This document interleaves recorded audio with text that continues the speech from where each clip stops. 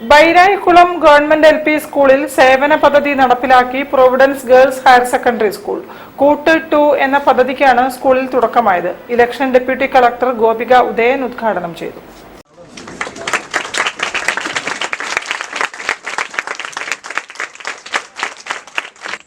Providence girls higher secondary school സേവന പദ്ധതിയുടെ ഭാഗമായി ബൈരായിക്കുളം ഗവൺമെന്റ് LP സ്കൂളിൽ കൂട്ട് 2 എന്ന പരിപാടിക്ക് തുടക്കമായി. ബൈരായിക്കുളം സ്കൂളിൽ പഠിക്കുന്ന ഹിന്ദി മാതൃഭാഷയായ കുട്ടികൾക്ക് കലാപ്രവർത്തി പരിചയ പരിശീലനം ലഭിക്കുന്നതിന് ഈ പദ്ധതി ഉന്നം വയ്ക്കുന്നു. സേവന പഠന പദ്ധതിയുടെ ഭാഗമായി പ്രൊവിഡൻസ് ഗേൾസ് HSSലെ +1, +2 വിദ്യാർത്ഥിനികളാണ് ഈ പദ്ധതി ഒരുക്കിയിരിക്കുന്നത്.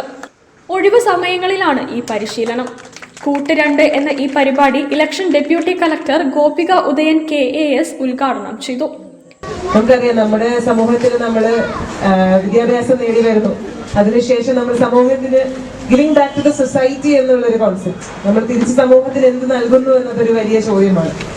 PK നാസർ അധ്യക്ഷനായി, ആർട്ടിസ്റ്റ് മദനൻ മുഖ്യാതിഥിയായി, Kozhikode regional deputy director HSS Rajesh Kumar മുഖ്യ പ്രഭാഷണം നടത്തി.